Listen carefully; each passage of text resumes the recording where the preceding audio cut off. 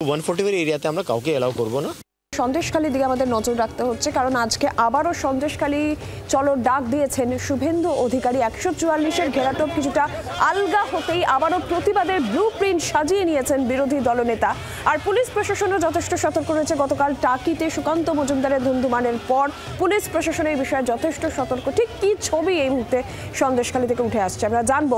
সরাসরি রয়েছেন আমাদের সঙ্গে আমাদের প্রতিনিধি তথাগত চক্রবর্তী। তথাগত, এই মুহূর্তে ঠিক কি ছবি? কারণ শুভেন্দু অধিকারী যেখানে সন্দেশখালী চলো ডাক দিয়েছেন, 144 ধারা কিছু কিছু জায়গায় রয়েছে, তার মধ্যেই এই অভিযানের ডাক। গতকালকের ধুমধুমার পরিস্থিতি আমরা দেখেছি টাকিতে। সব মিলিয়ে সন্দেশখালীর এই মুহূর্তের আপডেট কি?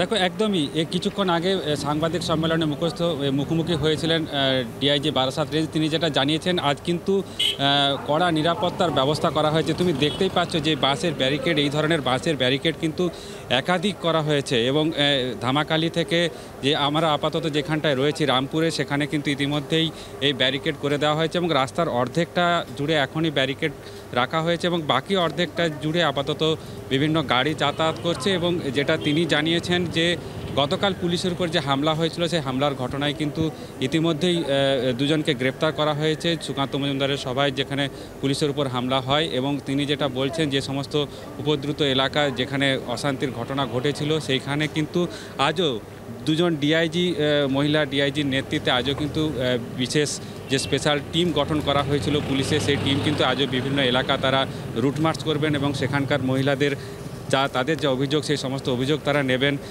একাধিক অভিযোগ দায়ের হয়েছে সন্দেশখালীর ঘটনায়। সেই সমস্ত অভিযোগের প্রত্যেকটি অভিযোগেরই কড়া তদন্ত করা হচ্ছে এবং কড়া পদক্ষেপ নেওয়া হবে বলে জানিয়েছেন তিনি।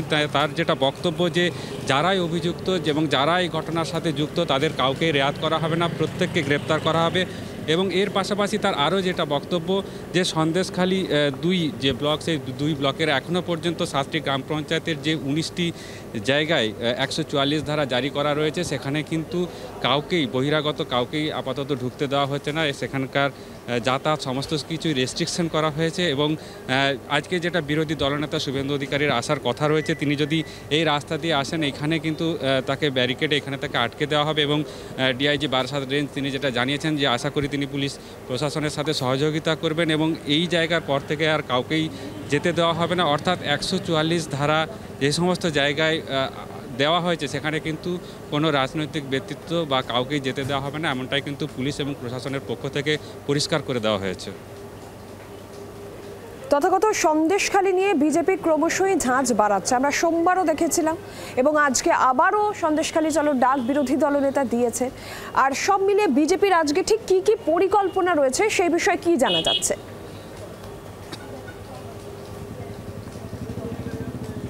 দেখো, বিজেপির যেটা জানা গিয়েছে, যে বিজেপির বিরোধী দলনেতা তিনি আসবেন, এখানে তার আসার কথা রয়েছে। গতকাল যেটা টাকিতে যে ঘটনা ঘটেছিল, সেই ঘটনার যাতে পুনরাবৃত্তি না ঘটে, তার জন্য কিন্তু পুলিশ এবং প্রশাসন তারা কিন্তু সতর্ক। আজকে কিন্তু একাধিক গুরুত্বপূর্ণ মোড়, যেটা আমরা যেখানে রয়েছি সেই রামপুরের পাশাপাশি ধামাখালি বাজার, সেখানেও কিন্তু ঠিক এইভাবে বাঁশের যে ব্যারিকেড, সেই ব্যারিকেড করে রাখা হয়েছে। এবং নতুন করে যাতে কোনো অশান্তি না ঘটে বা কোনো রাজনৈতিক দল 144 ধারা যে সমস্ত এলাকায় জারি রয়েছে, সেখানে যাতে প্রবেশ করতে না পারে, সেখানে কিন্তু সেই বিষয়টির ব্যাপারে পুলিশ এবং প্রশাসন তারা দুজনেই কিন্তু কড়া পদক্ষেপ নেওয়ার বিষয়ে তারা চিন্তা করেছেন। এবং তাদের যেটা বক্তব্য, যারা আইন ভাঙবেন তাদের কাউকেই কিন্তু ছাড়া হবে না। এবং ইতিমধ্যেই এই ঘটনায় যাদের নামে অভিযোগ হয়েছে বা যারা অভিযুক্ত, কাউকেই রেয়াত করা হবে না, এমনটাই জানানো হয়েছে পুলিশ এবং প্রশাসনের পক্ষ থেকে। এবং সেই কারণে কিন্তু বিভিন্ন গুরুত্বপূর্ণ মোড়, অর্থাৎ যে সমস্ত জায়গায় 144 ধারা জারি করা রয়েছে, সেই সমস্ত জায়গায় ঢোকার যে সমস্ত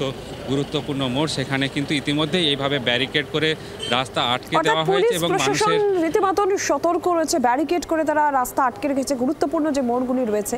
তথাগত, নজর রাখো তুমি পরিস্থিতির দিকে। আমরা একবার শুনবো যে পুলিশের তরফ থেকে ঠিক কি বলা হচ্ছে। শুনুন। কালকে টাকিতে একটা কেস করা হয়েছে, ওখানে 2 জন অ্যারেস্ট আছে। এখন কালকে ঘটনা হয়েছে, পরশু একটা বসিরহাটে এনারা গন্ডগোল করেছিলেন, ওখানে অনেক লোক অ্যারেস্ট হয়েছে, আরও লোক অ্যারেস্ট হবে। যে আমি আমার মিডিয়া বন্ধু দিয়ে সবাইকে রিকোয়েস্ট করছি কি এলাকা পুরো শান্ত আছে, জিনিসটা পুরো কন্ট্রোলে আছে, তাই জন্য আর কোনো নতুন ঝামেলা ক্রিয়েট করবেন না। যে করবে ওর উপরে অনেক সখ্ত অ্যাকশন নেওয়া হচ্ছে। কাউকে আমরা ছাড়বো না। আমাদের সব জায়গায় যে বসিরহাট ঝামেলা করেছিল সবার ভিডিওগ্রাফি আছে, আমরা একে খুঁজে খুঁজে বাড়ি থেকে বার করে টেনে নিয়ে আসবো। খুব ক্লিয়ার আছে কি 144 সন্দেশখালি, এখানে দুটো ব্লক আছে, সন্দেশখালি 2, সন্দেশখালি 1। তো ওনারা যে এসছিলেন ওটা সন্দেশখালি 1-এ এসছিলেন, যেটাতে 144 ছিল না। তো সন্দেশখালি বলে বলে কিছু মিডিয়া বন্ধুরাই কিছু ভ্রান্তি তৈরি করার চেষ্টা করেছিলেন, কিন্তু পরে মিডিয়াতেই আসছিল কি ওনারা 144 এরিয়া ছাড়া এসছেন। তো ঠিক আছে, 144 এরিয়া ছাড়া যদি কেউ আসবেন তো ওটা তো বেশি কিছু আমরা করতে পারবো না, ওটা আসবে ঠিক আছে, কিন্তু 144 এরিয়াতে আমরা কাউকে অ্যালাউ করবো না। প্রশাসন কাউকেই যেতে দেবে না, কারণ বাস্তব ঘটনা সামনে আসুক ওরা চায় না। তাদের যে অকর্মণ্যতা, পশ্চিমবাংলার মানুষের যে কি দুরবস্থা সেটা যেন সামনে না আসে চেষ্টা করবে, কিন্তু গণতান্ত্রিক রাষ্ট্রে বেশি দিন আটকে রাখতে পারবে না। বিজেপি চেষ্টা করছে, কেন্দ্রীয় দলও আসবেন। এইটা ঠিক যে যে জায়গায় এগুলো ঘটনা ঘটছে ওটা এমন দুর্গম জায়গা, নদী পার হয়ে যেতে হয়, সেজন্য যে কোনো লোকের পক্ষে যাওয়া সম্ভব নয়, আর সরকার সেটাকে কাজে লাগাচ্ছে। বাংলার আওয়াজ, বাঙালির আবেগ, জি 24 ঘন্টা।